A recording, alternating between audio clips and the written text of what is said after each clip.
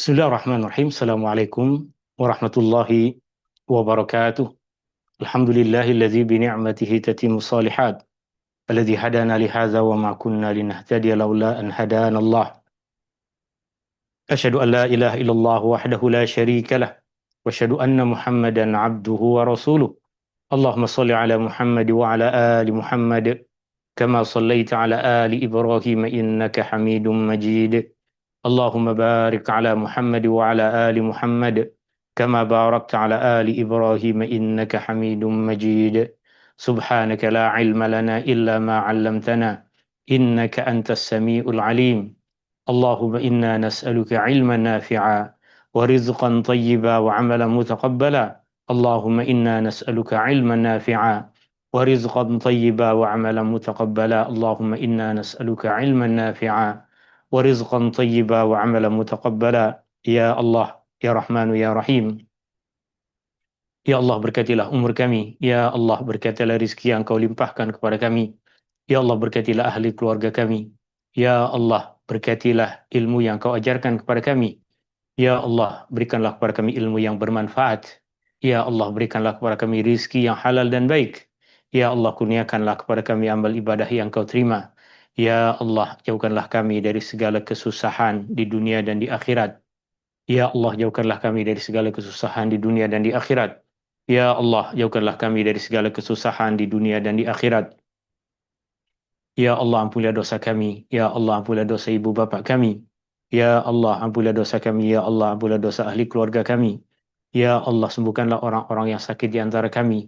Ya Allah, sembuhkanlah orang-orang yang sakit di antara ahli keluarga kami. Ya Allah, sembuhkanlah orang-orang yang sakit di antara sahabat-sahabat kami. Rabbana taqabbal minna innaka antas samiul alim. Wa tub alaina innaka antat tawwabur rahim. Rabbana atina fid dunya hasanah wa fil akhirati hasanah wa qina adzaban nar. Wa sallallahu ala nabiyyi Muhammadin. Walhamdulillahi rabbil alamin. Tuan-tuan, puan-puan, hadirin yang dirahmati Allah Subhanahu wa taala. Ini adalah perjumpaan kita yang ke-26 dalam ayat dan hikmah surah Al-Ahzab, di mana dalam majlis ilmu kita di petang hari ini insyaallah kita akan mengupas ayat 59 sehingga ayat yang ke-62 dari surah Al-Ahzab. Dan tafsir yang menjadi rujukan utama kita di dalam majlis ilmu ini adalah tafsir yang disusun oleh Al-Imam Ibnu Katsir rahimahullahu taala, dan saya telah pun kongsikan kepada tuan-tuan terjemahan dari ringkasan tafsir Ibnu Katsir.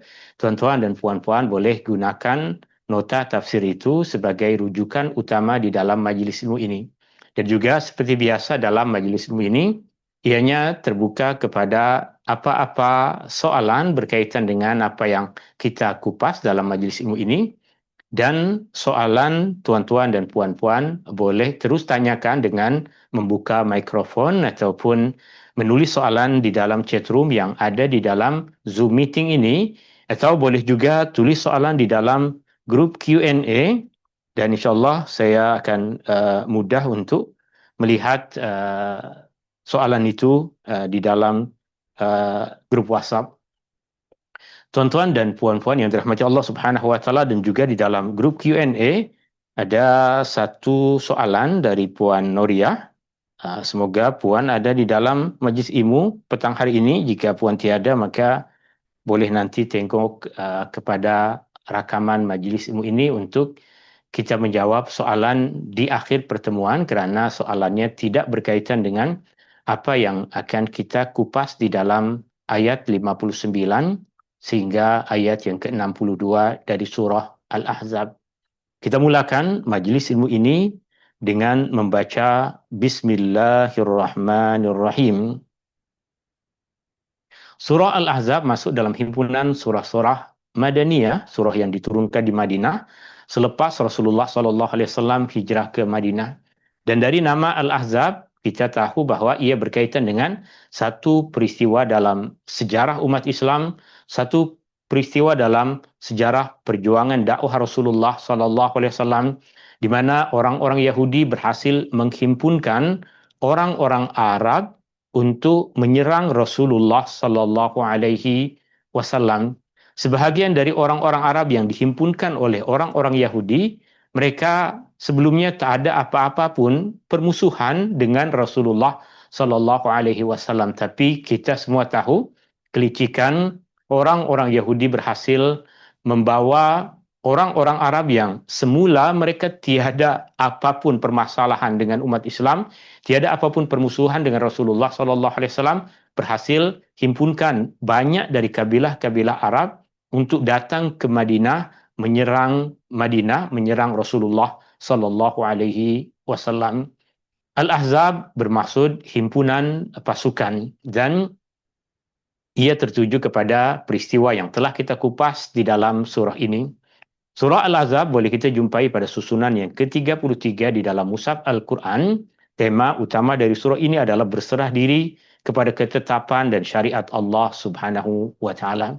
Ini ayat-ayat yang insya Allah kita akan kupas dalam majlis ilmu kita.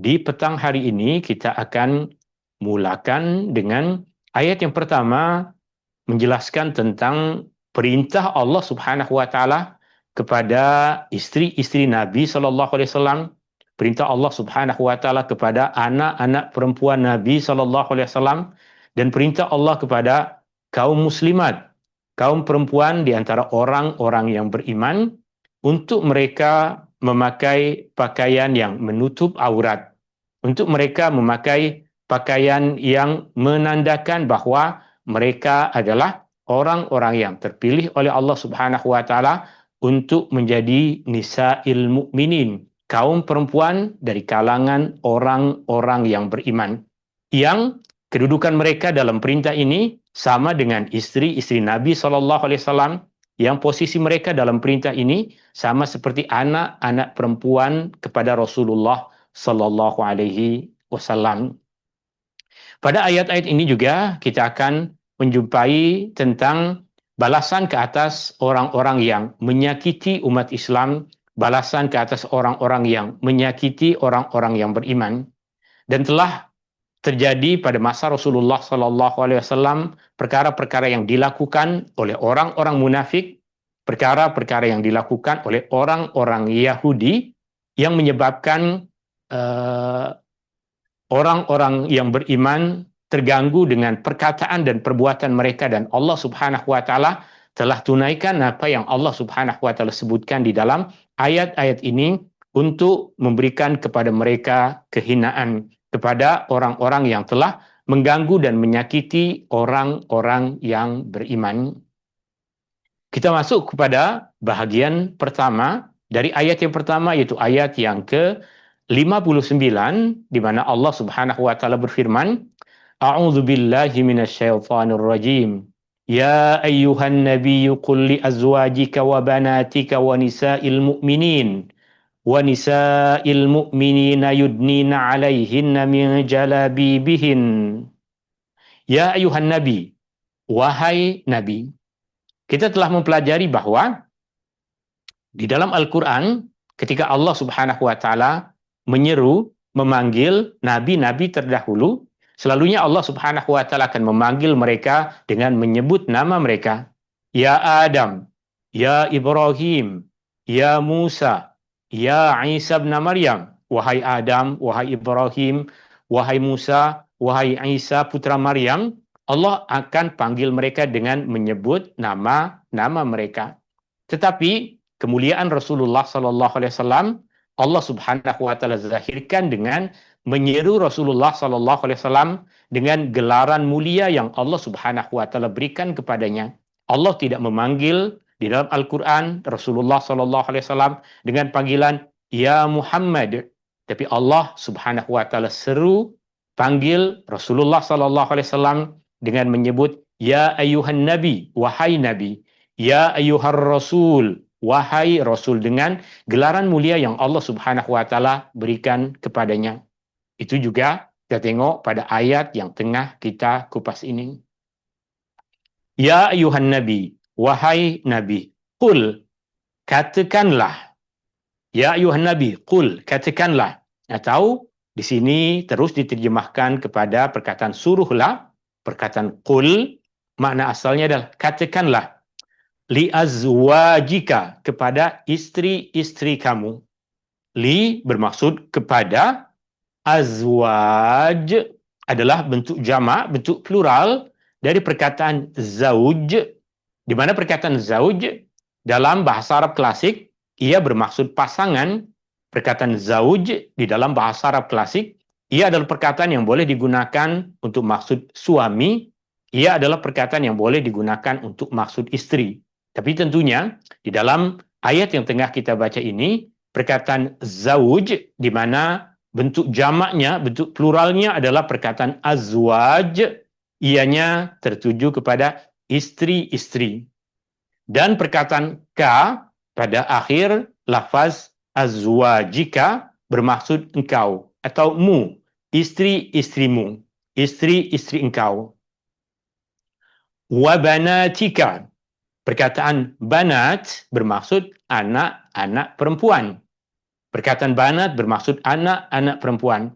Dan ia adalah bentuk jamak, bentuk plural dari perkataan bint, ba, nun dengan ta, atau yang biasa digunakan dalam bahasa Melayu dengan maksud binti. Dalam bahasa Melayu kita menggunakan perkataan binti. Dalam bahasa Arab ia adalah bint, ba, nun dengan ta. Ia adalah bentuk plural dari perkataan bint, maka perkataan banat bermaksud anak-anak perempuan. Dan huruf K pada akhir perkataan banat sama seperti huruf K pada perkataan li'azwajika yang bermaksud mu, yang bermaksud engkau. Wa banatika, dan anak-anak perempuanmu. Wa nisa'il mu'minin, perkataan nisa bermaksud kaum perempuan. Perkataan nisa bermaksud kaum perempuan.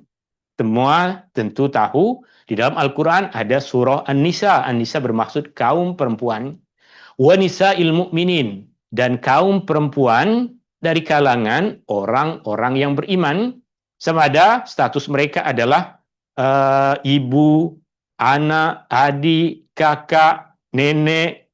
Jika mereka adalah kaum perempuan dari kalangan orang-orang yang beriman, maka perintah ini adalah perintah yang Allah Subhanahu wa taala turunkan kepada Rasulullah sallallahu alaihi wasallam untuk sampaikan kepada mereka, kepada Rasulullah sallallahu alaihi wasallam untuk katakan kepada mereka, untuk suruh mereka, untuk perintahkan mereka yudnina,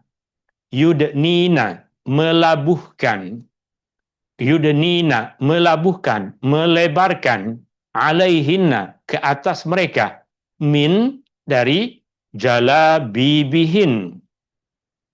Perkataan jalabib adalah bentuk jamak, bentuk plural dari perkataan jilbab.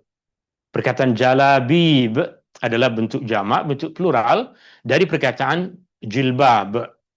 Dan perkataan jilbab di dalam bahasa Arab klasik ianya berbeza dengan apa yang difahami oleh sebahagian dari masyarakat kita tentang maksud dari perkataan jilbab. Ada yang mengatakan dalam masyarakat kita sekarang perkataan jilbab bermaksud tudung, apa yang dipakai oleh kaum perempuan pada bahagian yang menutup kepala mereka. Itu bukan perkataan jilbab di dalam bahasa Arab. Perkataan jilbab di dalam bahasa Arab klasik maksudnya adalah kain yang diselimutkan pada tubuh badan. Maknanya kain yang menutupi tubuh badannya. Bukan sahaja pada bahagian kepala, tapi juga pada bahagian-bahagian yang lain pada tubuh badan mereka. Jalabi bentuk jamak, bentuk plural dari perkataan jilbab, dan perkataan hinna di dalam ayat ini bermaksud mereka, kaum perempuan yang disebut di dalam ayat ini, yaitu perintah ini adalah perintah untuk istri-istri Nabi SAW. Perintah ini adalah perintah untuk anak-anak perempuan Rasulullah SAW, dan perintah ini adalah perintah untuk kaum perempuan dari kalangan orang-orang yang beriman. Sehingga ia adalah perintah yang mulia dari Allah Subhanahu wa taala, karena perintah ini menunjukkan tiga golongan ini Allah Subhanahu wa taala himpunkan pada status kedudukan yang sama. Istri-istri Nabi SAW, anak-anak perempuan Rasulullah SAW, kaum perempuan dari kalangan orang-orang yang beriman, disebutkan di dalam ayat ini dengan status yang sama, dengan perintah yang sama.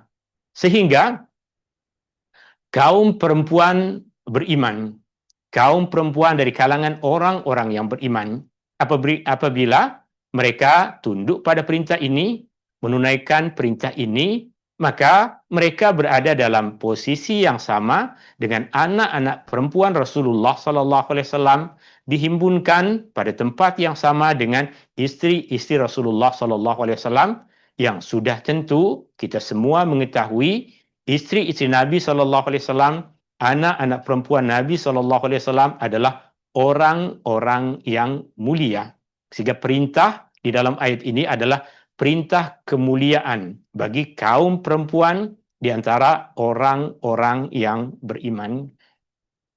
Demikianlah yang lebih kurang yang disampaikan oleh Al-Imam Ibnu Katsir rahimahullahu taala.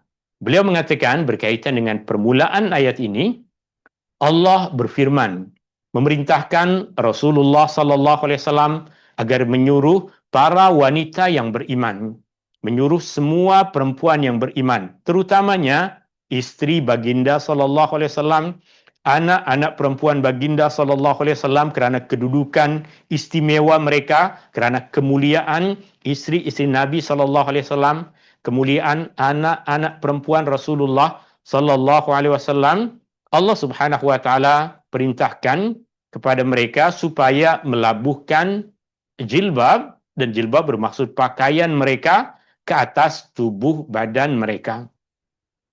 Dan perintah ini Allah Subhanahu wa taala turunkan sebagai pemuliaan kepada kaum perempuan dan juga untuk membezakan mereka daripada gaya hidup perempuan-perempuan jahiliyah dan membezakan mereka dengan ciri hamba perempuan.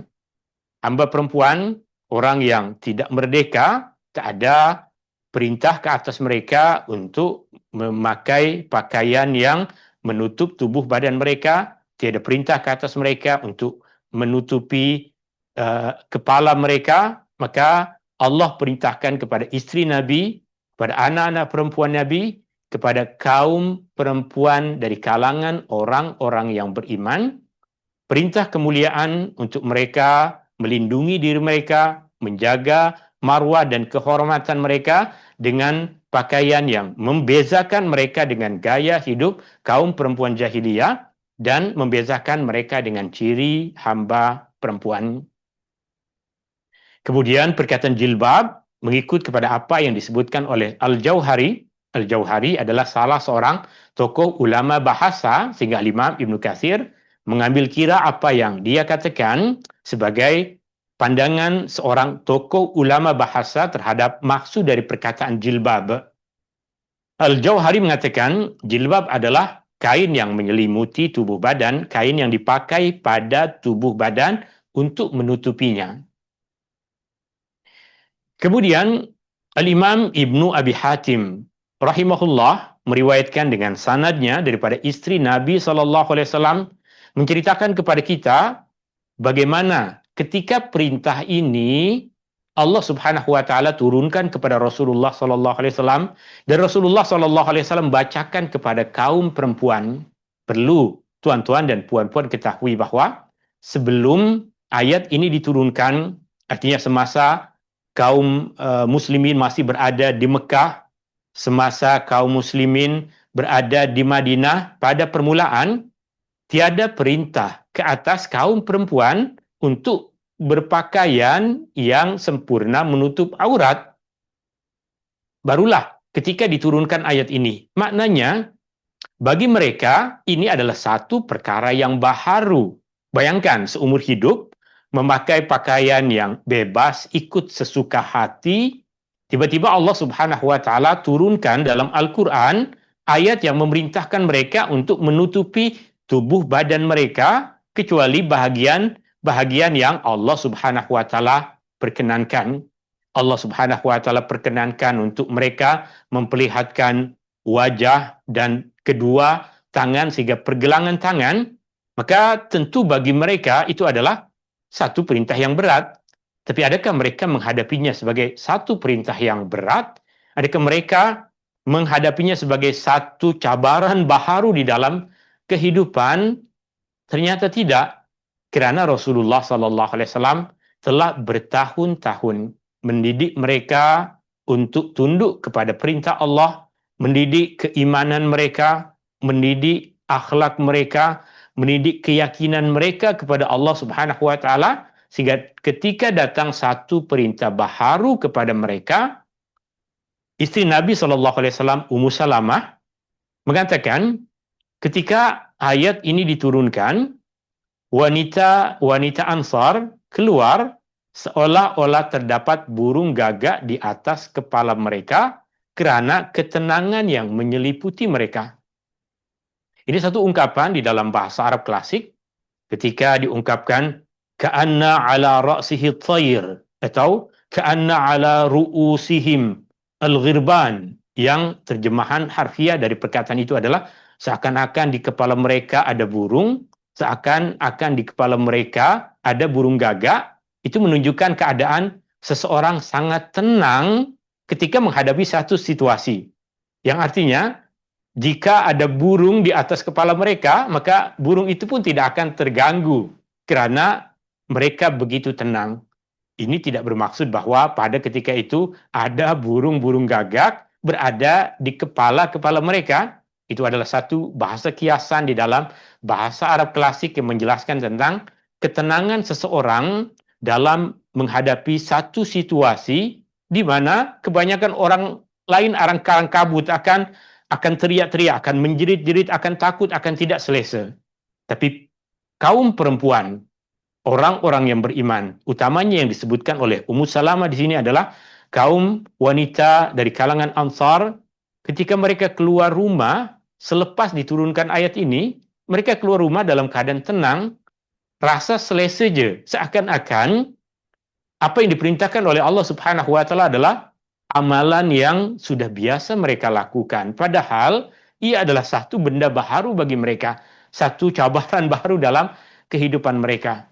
Mereka keluar seolah-olah terdapat burung gagak di atas kepala mereka kerana ketenangan yang meliputi hati mereka.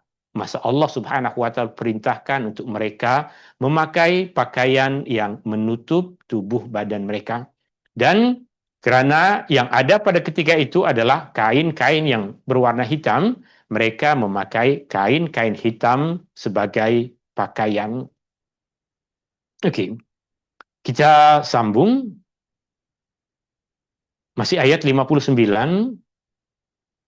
Allah Subhanahu wa taala berfirman, "Dzalika adna ay yu'rafna fala yu'dzain."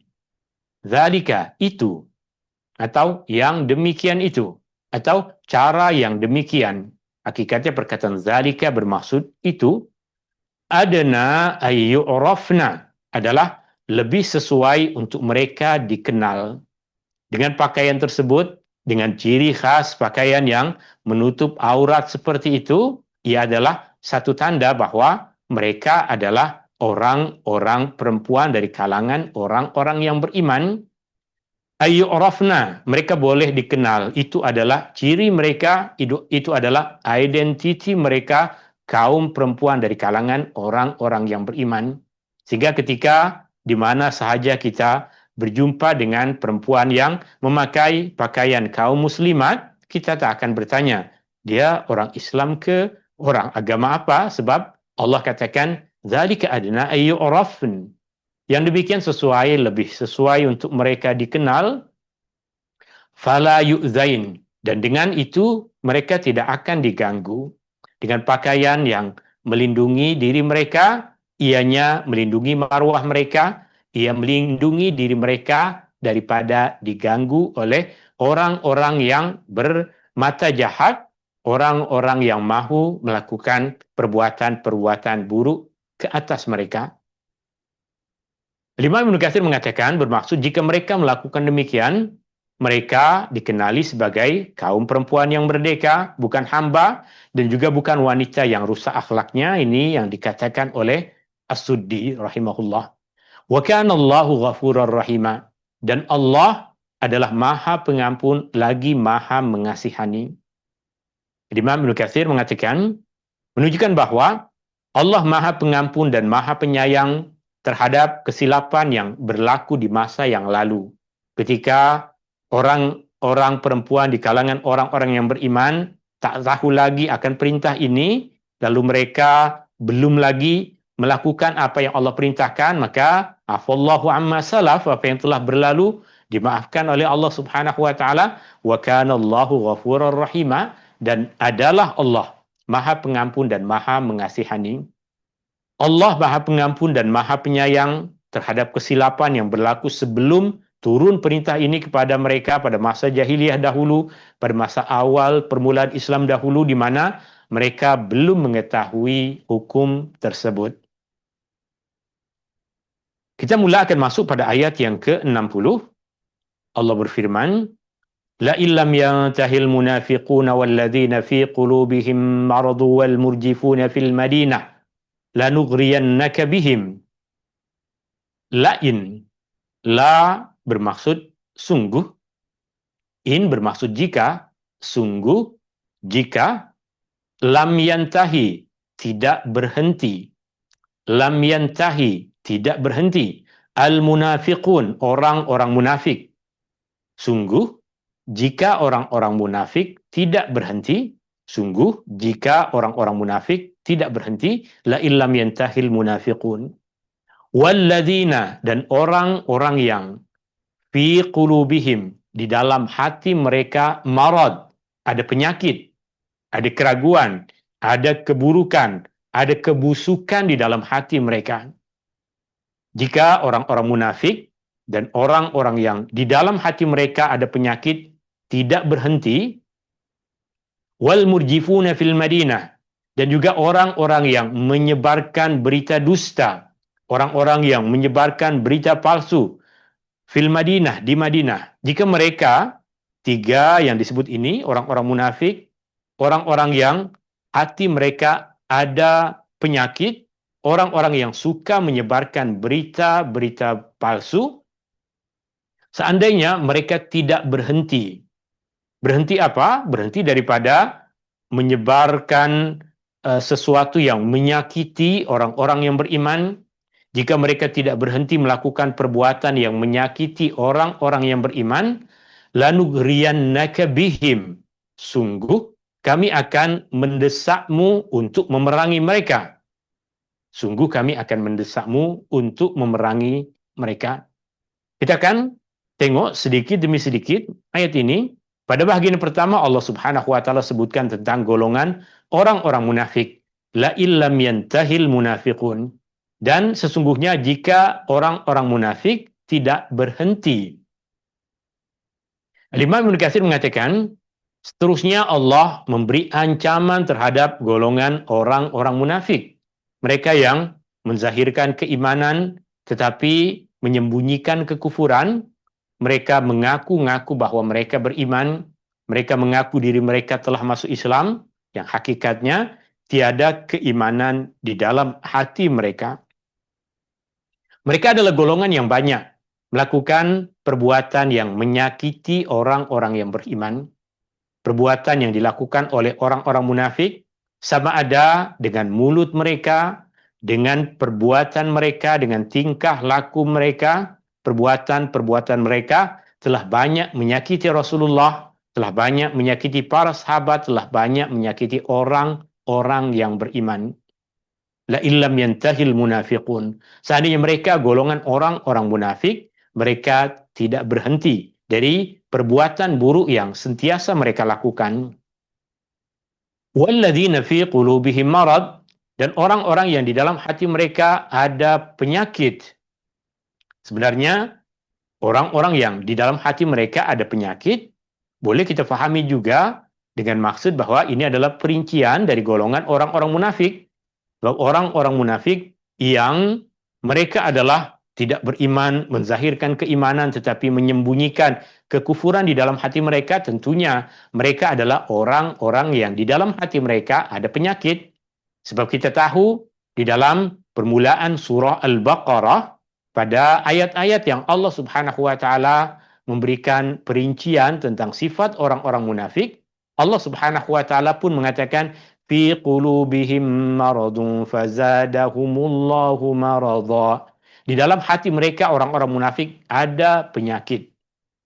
Sehingga apa yang ada dalam ayat ini boleh juga kita pahami dengan maksud orang-orang munafik. Karena mereka adalah orang-orang yang di dalam hatinya ada penyakit.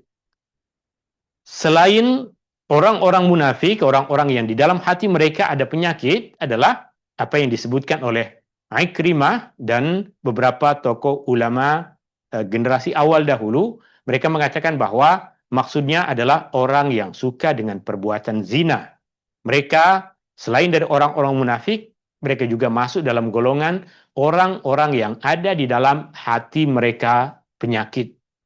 Mereka dinamakan sebagai golongan orang-orang yang menyakiti orang-orang yang beriman, sebab perbuatan mereka inilah yang telah merusak banyak keluarga. Perbuatan mereka inilah yang telah merusak akhlak banyak umat manusia. Perbuatan yang mereka lakukan inilah yang telah menghancurkan dan memburukkan banyak manusia di dalam masyarakat karena perbuatan mereka tersebut. Sehingga jika dipahami demikian, maka tepat apa yang dikatakan oleh Ikrimah, mereka adalah orang-orang yang di dalam hati mereka ada penyakit. Kemudian wal murjifuna fil Madinah, orang-orang yang menyebarkan berita dusta di Madinah. Ini pun kita akan tahu bahwa orang yang suka menyebarkan berita dusta di Madinah pada ketika itu adalah golongan orang-orang munafik. Selain dari mereka, selain dari golongan orang-orang munafik, orang-orang yang juga menyebarkan berita-berita dusta di Madinah pada ketika itu adalah orang-orang Yahudi. Tetapi Al-Imam Ibnu Katsir menyebutkan mereka adalah golongan yang menyebarkan berita palsu, seperti contohnya kononnya musuh telah datang untuk menghancurkan Madinah, perang telah bermula, padahal apa yang mereka sebarkan adalah berita dusta, berita yang palsu, yang tujuannya adalah untuk menyebarkan rasa takut di dalam masyarakat Madinah. Pada ketika itu untuk menyebarkan huru-hara di Madinah pada ketika itu, yang tentunya berita-berita palsu yang disebarkan oleh mereka bukan saja yang disebutkan oleh Imam Ibnu Katsir, banyak lagi dalam sejarah berita-berita palsu yang telah disebarkan oleh mereka, golongan orang-orang munafik, golongan orang-orang Yahudi, golongan orang-orang yang di dalam hati mereka ada penyakit. Lanughriyannaka bihim. Huruf lam pada perkataan lanughriyannaka ini bermaksud sungguh. Ia di sini diterjemahkan dengan maksud niscaya. Huruf lam bermaksud sungguh. Kemudian huruf nun pada perkataan nughriyannaka, ia bermaksud kami. Kemudian huruf nun yang kedua di akhir ada pada nughriyanna. Nun yang ada pada akhir, ia juga nun yang berfungsi untuk menguatkan, menegaskan, maka ia bermaksud sungguh atau benar-benar. Dan perkataan ka bermaksud engkau.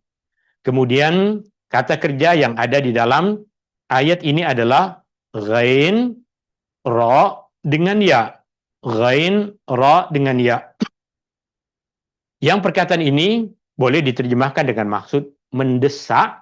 Perkataan ini boleh diterjemahkan dengan maksud merayu. Maka kami akan mendesakmu. Maka sungguh kami akan mendesakmu, wahai Muhammad, bihim, dengan mereka, atau mungkin kita terjemahkan dengan maksud kepada mereka, ke atas mereka. Sehingga jika kita tengok di dalam ayat ini, tiada apa-apa perkataan yang bermaksud perang, tiada apa-apa perkataan yang bermaksud perang. Perkataan yang ada dalam ayat ini adalah sungguh kami benar-benar akan mendesakmu pada mereka. Sehingga perkataan memerangi ini adalah perkataan yang difahami dari tafsiran.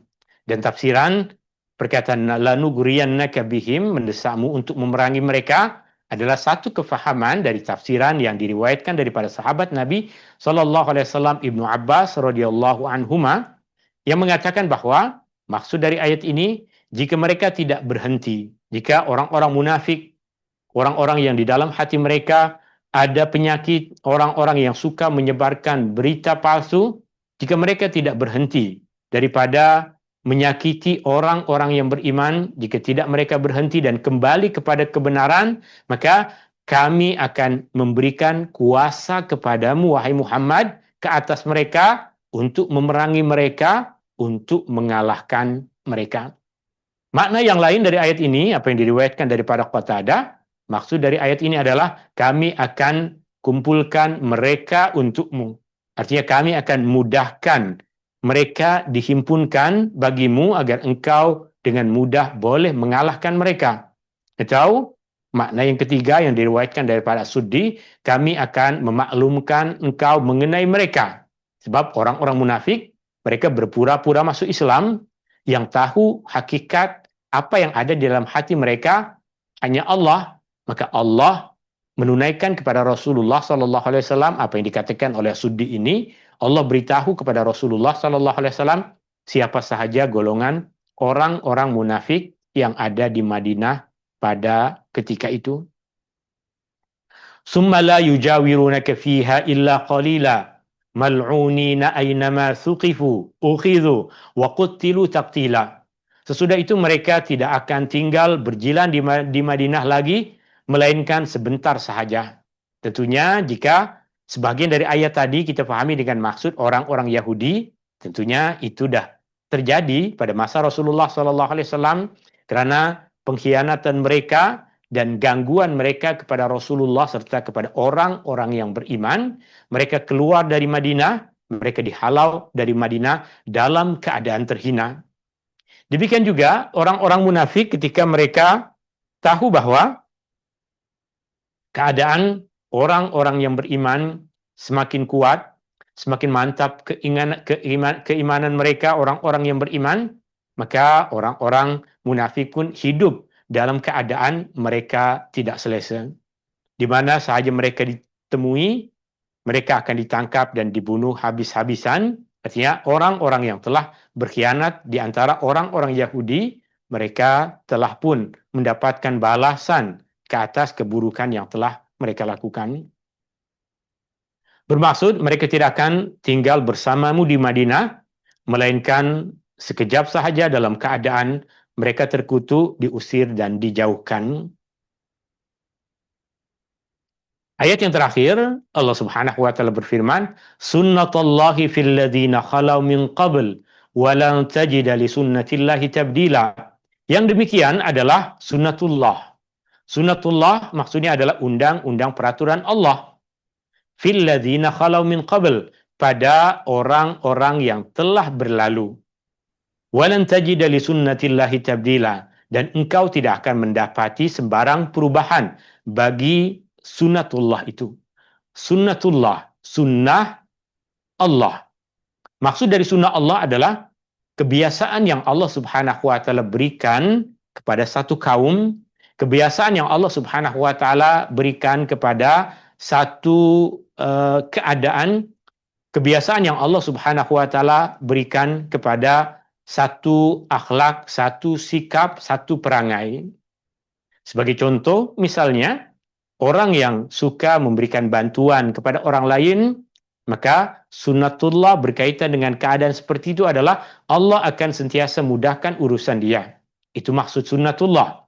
Allah Subhanahu wa taala selalu memberikan balasan sekian-sekian kepada orang-orang yang melakukan perbuatan yang sekian-sekian.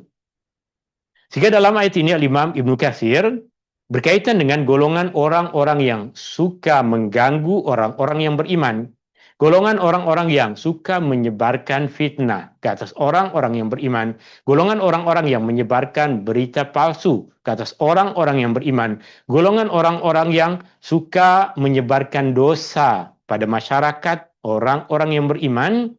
Ini adalah sunnah Allah, sunnatullah terhadap orang-orang munafik, orang-orang yang tidak beriman, yaitu orang-orang beriman akan diberikan kekuasaan untuk menundukkan mereka, dan sunnah ini tidak akan berubah dan tidak akan diganti. Itu yang disampaikan oleh Imam Ibnu Katsir, dan itu adalah akhir dari pembahasan kita di petang hari ini. Dan dari apa yang tadi kita kupas, dari apa yang tadi kita pelajari, ada beberapa pengajaran. Pengajaran yang pertama adalah berkaitan dengan menutup aurat, bukan sekadar budaya, bukan sekadar tradisi.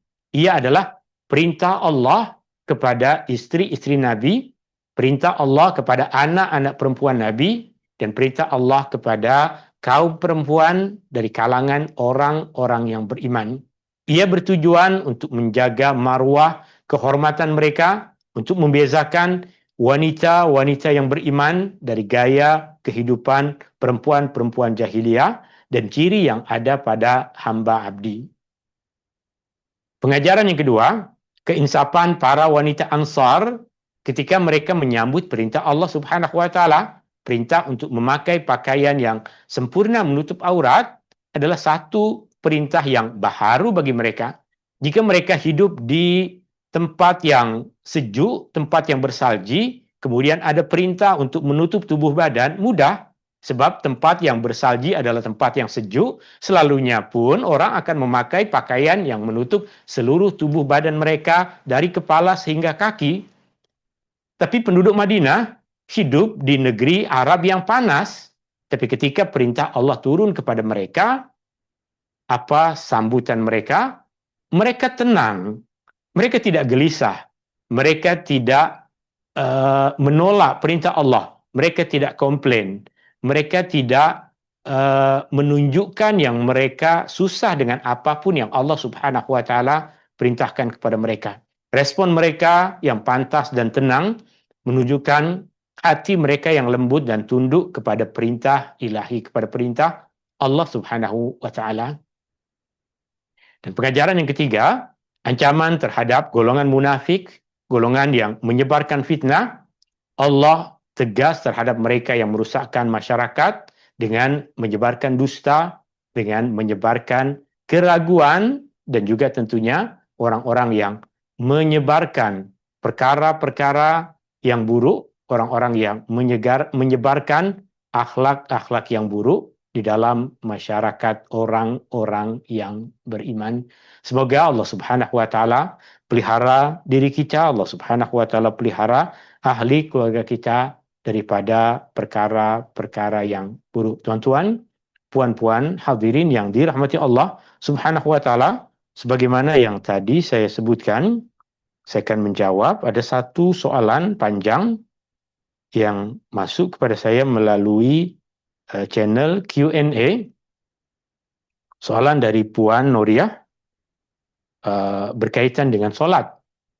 Soalannya, masalah saya lutut tak boleh kendur, berbunyi meletup-meletup. Itu keadaan Puan, sama ada dia bertanya untuk diri sendiri ataupun bertanya berkaitan dengan keadaan adik-beradik ataupun saudara mara dia.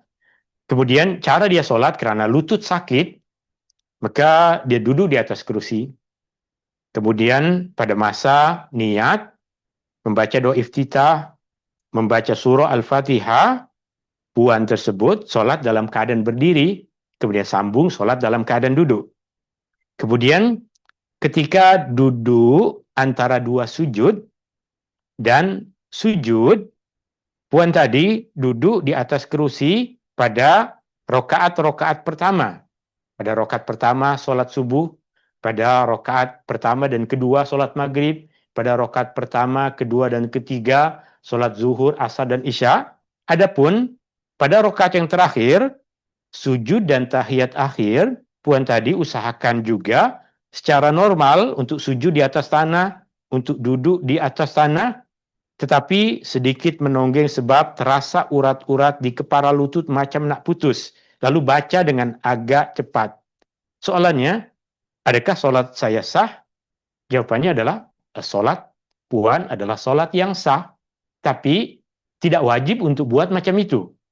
Artinya, dalam solat, jika kita dah tahu keadaan kita yang tengah sakit, kita tidak digalakkan untuk melakukan sesuatu yang menyakiti diri kita. Jika pada rokaat yang terakhir yang puan rasa bahwa, sebab dalam rokaat terakhir itulah, saya tak perlu lagi bangkit untuk rokaat yang selepasnya.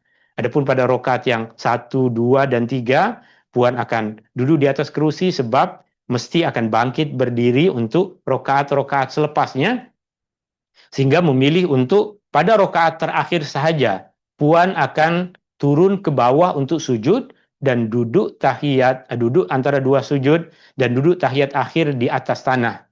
Keadaan yang demikian menyebabkan puan akan terasa sakit sangat dan membaca dengan laju sebab menahan sakit. Jawabannya, itu tak perlu dilakukan. Dalam sholat tak perlu ataupun tak dibenarkan, tidak dibolehkan. Kita sholat dalam keadaan menahan rasa sakit, padahal ada cara lain yang memudahkan kita. Maknanya, jika pada rokaat yang terakhir pun, puan duduk di atas kerusi sebab jika turun ke bawah, lutut mesti akan sakit dan terpaksa akan membaca dengan laju at-tahiyatul mubarakatuh sholawatu thayyibah, terpaksa membaca dengan laju, maka solat dalam keadaan menanggung rasa sakit, padahal ada keadaan lain yang boleh membuat rasa sakit tersebut berkurang atau rasa sakit tersebut tidak berapa menyakiti kita, maka lebih patut untuk kita melakukannya dalam keadaan yang kita tidak terasa sakit, dalam keadaan yang kita boleh lebih selesa. Itu soalan yang itu jawaban ke atas soalan itu. Kemudian Puan sambung lagi, kalau dah selesai solat fardu, zuhur, maghrib, isya, bila nak bangun untuk solat sunat ba'diyah, kaki bergantung-gantung kat kerusi atau katil, lutut sakit sangat-sangat. Itu maknanya apa yang tadi Puan lakukan tidak sepatutnya solat dalam keadaan menanggung rasa sakit. Solatlah pada posisi yang selesa. Bolehkah saya duduk antara dua sujud itu dalam rakaat 1, 2, 3 macam duduk tahiyat akhir? Duduk dengan style tahiyat akhir pada mana-mana rakaat jika itu yang memudahkan kita, jika itu yang membuat kita selesa dalam solat, jika itu yang membuat kita tak sakit, adalah dibolehkan. Ini jawaban dan semoga jawaban ini boleh memberikan kemudahan bagi kemusykilan yang tengah Puan hadapi. Wallahu ta'ala a'la wa alam, dan saya rasa tak ada lagi soalan yang lain. Yang puan-puan yang hadir dalam majlis ilmu ini, jika ada apa-apa soalan, boleh puan tanyakan, boleh buka mikrofon jika ada apa soalan. Sekira sampai 5 Salam ada. Ustaz. Waalaikumsalam Puan. Yang pasal jilbab tu, Okay. Ustaz tadi kata kena pakai over badan, Betul. maknanya dia second layer lah.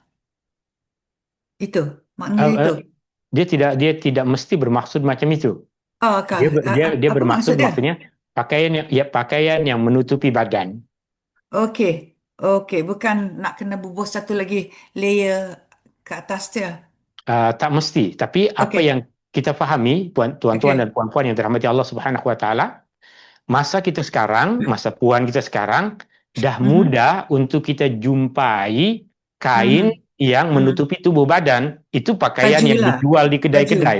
Ya, Tapi pada masa sahabat dahulu, pada masa aha. sahabat, kaum perempuan mereka tidak Mhm. menjumpai di pasar-pasar, di kedai-kedai Oh, pakaian jubah. muslimah. Hmm, Sebab ini hmm. adalah perintah yang baharu. Maka apa yang mereka lakukan adalah Oke, mereka ambil kain hitam panjang, mereka oke. akan lapiskan di atas kain yang mereka pakai. Oh, oke, Mereka oke. selimutkan kain tersebut pada tubuh badan mereka. Kenapa Oh, mereka buat macam itu?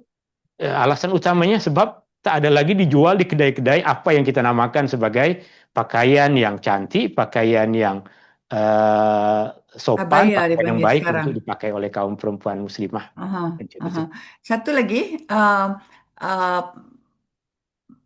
tudung kepala, dia kena panjang juga ya, mesti labuh juga ya. Kalau Uh, kita kalau kita dah berpakaian uh, jubah abaya orang perempuan mhm. kan, the tudung tu kena panjang juga ya. Oke. Ini pun perkara yang sama. Ini juga adalah Hmm. perkara yang sama. Artinya, sebelum ayat-ayat ini turun kepada Rasulullah SAW, kaum perempuan Arab mereka memakai baju yang menampakkan rantai mereka. Maknanya baju tersebut menampakkan pakaian mereka. Mhm. Apabila diturunkan ayat-ayat seperti ini, maka mereka kemudian menyarungkan ataupun menutupkan kain yang labu dari Mhm. kepala yang menutup kepada seluruh Oh, tubuh badan mereka.